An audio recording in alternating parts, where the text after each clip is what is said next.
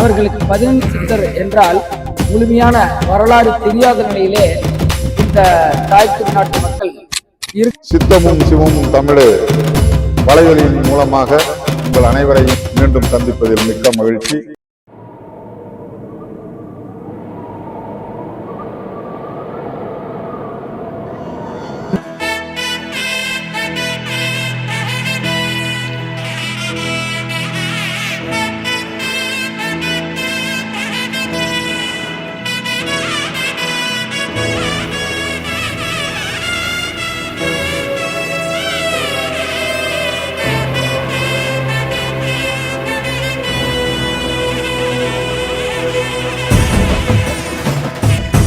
அரியேனே சிவனே உன்னை போற்றிட, அரியேனே சிவனே உன்னை பார்த்தேனே உயிரின் வழிய யார் கண்ணும் காணா முகமே என்று நாம் வந்திருக்கக்கூடிய இடமானது முதல் யுகத்து ஆதிசிவனார் மலை வந்திருக்கின்றோம். இந்த ஆன்மீக செயல்பாடுகளில் செயல்பட்டு கொண்டிருக்கக்கூடிய நமது சித்தர் நெறியைச் சேர்ந்த திரு கடந்தம்பட்டி பாலசுப்பிரமணிய அவர்களை நாம் இப்பொழுது சந்திக்கின்றோம். அவரிடம் சில கேள்விகளை நாம் கேட்க உள்ளோம். அதிலிருந்து சில விஷயங்களை இந்த மக்களுக்கு தெரியப்படுத்தலாம் என்று விரும்புகின்றோம். ஐயா, இந்த இடம் எங்கு அமைஞ்சிருக்கு? இந்த அருள் மலையானது நாமக்கல் மாவட்டம், நாமக்கல் வட்டம், புதுச்சத்திரத்துக்கு அருகில் கடந்தப்பட்டியிலே இந்த ஊருக்கு அருகிலே இந்த மலை அமைந்துள்ளது. இந்த மலையினுடைய சிறப்பு என்ன? இந்த இடத்தை வழிபாட்டுக்கு எப்படி கொண்டு வந்தீங்க? இந்த மலையினுடைய சிறப்பு என்ன அப்படின்னு கேட்டீங்கன்னா, அதாவது இங்க 15 சித்தர்களுடைய வழிபாடு நடைபெறுவதற்கு முன்னால் இந்த அருள்மலையானது வெறும் பொட்டல் காடாக ஒரு புல்லும் முள்ளுமே நிறைந்திருந்தது.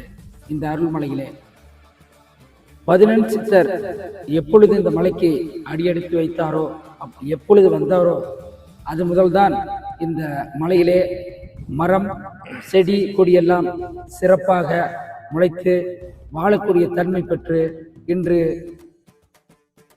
வளமாக மரம் செடிகள் எல்லாம் இருக்கின்றன. 15 சித்தர்னு சொன்னீங்களே, 15 சித்தர்னா 15 சித்தர்களை பற்றி சொன்னீங்களா, இல்ல இந்த 12வது 15 சித்தர் பீடாதிபதி வந்ததை பற்றி சொன்னீங்களா? எதை பத்தி சொன்னீங்க? ஐயா, அதாவது இன்னைக்கு உலகியல் ரீதியாக நாட்டு மக்களிடையே 15 சித்தர்கள் அப்படி என்று சொன்னால் நம்ம கடைகளிலே வீடுகளிலே ஒரு தினசரி காலண்டர்ல போட்டிருக்கக்கூடிய சித்தர் விருப்பமாக இருக்கிறாரோ அவருடைய படத்தை பொறித்து இன்று நாடெங்கும் அனைத்து மக்களுக்கும் ஒரு தவறான ஒரு முன்னுதாரணத்தை மக்கள் வழங்குகிறார்கள். கொடுப்பவர் மேலும் குறையில்லை. ஏனென்றால் அவர்களுக்கு 15 சித்தர் என்றால் முழுமையான வரலாறு தெரியாத நிலையிலே இந்த தாய் திருநாட்டு மக்கள் இருக்கின்றார்கள். அவர்கள் மேலும் நாம் வருத்தப்படக்கூடாது என்ற நிலையில்தான் நாமளும் இருக்கின்றோம். அதாவது 18 சித்தர்கள் என்றால் இந்த மண்ணுலகமாகப்பட்டது 43,73,127 ஆண்டுகளுக்கு முன்னால் விண்வெளியிலிருந்து, அதாவது அண்ட பெருவெளியிலிருந்து 18 சித்தர்களும் 18ஆம் படி கருப்புகளும் இந்த மண்ணுலகை ஆய்வு செய்வதற்காக இங்கே இறங்கியவர்கள் தான் 18 சித்தர். உலகத்தில் இருக்கக்கூடிய அனைத்து மக்களுக்கும் 15 சித்தர்கள் என்றால் யாரையும் தெரியாது. அதாவது ரகசியம் காக்கப்பட்டு இன்றளவில் அது இருந்து கொண்டிருக்கின்றது. இதற்கு காரணம் என்னவென்றால் 15 சித்தர்கள் ஒரு ஆடம்பர வாழ்க்கையோ ஒரு சுகபோக வாழ்க்கையோ வாழ்ந்தவர்கள் அல்ல. அவர்கள் எல்லாமே தமிழ் மொழிக்காகவும் தமிழ் இனத்திற்காகவும் இந்த மண்ணுக்காகவே வாழக்கூடியவர்கள். அவர்களுக்கு ஏன் தமிழ் மொழி மட்டும் பிடித்தமான மொழி அப்படி என்று நீங்கள் கேட்கலாம். என்ன காரணம் என்றால் இந்த உலகத்திலே, இந்த பஞ்சலோகத்திலே இருக்கக்கூடிய, அதாவது ஒளி அலைகள் வந்து வரக்கூடிய சத்தங்களும் ஓசைகளும் தமிழ் மொழிகளுடைய அடிப்படையில் இருந்து வந்ததனால் அதை வைத்துத்தான் 18 சித்தர்கள் இந்த பஞ்சபூதத்தின் அடிப்படையில் இருந்து அந்த தமிழ் மொழியை இந்த மண்ணுலகம் தோன்றுவதற்கு முன்னால் இருந்து இந்த அண்ட பெருவெளியில் இருந்து இந்த தமிழ் மொழி இருக்கின்றது. அவர்கள் பேசிய மொழி தமிழ் மொழி மட்டுமே. அவர்கள் இந்த மண்ணுலகுக்கு வந்து இறங்கி ஆராய்ச்சி செய்வதற்காக வந்து இறங்கி அவர்கள் பேசிய மொழி தமிழ். 18 சித்தர்களை மறைப்பதற்காக சூழ்ச்சி செய்யப்பட்டுத்தான் 18 சித்தர்களை கொண்டு வந்தார்கள். இதுதான் உண்மை. ஏன் 19வது சித்தர் இதுவரைக்கும் ஏற்படலையா? 20வது சித்தர் இல்லையா? நேற்றிருந்த அழுக்கு மூட்டை சித்தர் கிடையாதா? இப்ப இருக்கக்கூடிய சித்தர்கள் சித்தர்கள் கிடையாதா? எல்லாருமே சித்தர்கள் தான். 18 சித்தர்கள் என்ற வார்த்தை கொண்டு வந்ததற்கான காரணமே 18 சித்தர்களை மறைக்க வேண்டும், 18 சித்தர்களுடைய உண்மையான வரலாறு தெரியக்கூடாது என்பதற்காக செய்யப்பட்ட சதிவலை என்பது எங்களை போன்ற சித்தர் நெறியினுடைய உள்ளடக்கம் தெரிந்தவர்களுக்கு தெரியும். அதனால 18 சித்தர்களை பற்றி நம்ம பேச வரல. 18 சித்தர்கள் தான் இதனுடைய மூலக்கரு. தமிழ் மொழியினுடைய ஆதி மூலம் என்பது அனைவருக்கும் தெரிந்திருக்க வேண்டும். இது மறைக்கப்பட்ட விஷயம். மறைக்கப்பட்ட விஷயம் என்பதை இனிமேல் விளைவுகளுக்கு கொண்டு வந்தாதான். இதுவரைக்கும் மறைக்கப்பட்டுதே இருக்கு. 18 சித்தர்கள் என்ற வார்த்தைக்கான அர்த்தமே மறைக்கப்பட்டுதே இருக்கு. இப்ப நாங்க கேட்கறது, இந்த இடத்தை வழிபாட்டிற்கு கொண்டு வந்தது யாரு? எப்ப இருந்து இந்த இடத்த வழிபாட்டுக்கு கொண்டு வந்தீங்க? எதன் மூலமா தெரிஞ்சு? அதுதான் எங்களுடைய கருத்து. ஐயாவது நாங்க இப்ப எனக்கு ஏறக்குறைய 60 ஆண்டுகள் ஆகின்றது, நிறைவடைந்து விட்டது. நான் ஏறக்குறைய ஒரு 20 வயதில் இந்த கடந்தப்பட்டி கிராமத்திற்கு 18 சித்தர்களுடைய அடியார்கள் இந்த தமிழ் மொழியையும் தமிழில் இருக்கக்கூடிய மந்திரங்களையும் உண்மையான மத வழிபாடும் மக்களிடம் சென்றடைய வேண்டும் என்ற உயரிய நோக்கத்திற்காக இந்த கிராமத்திற்கு அவர்கள் வந்தார்கள்.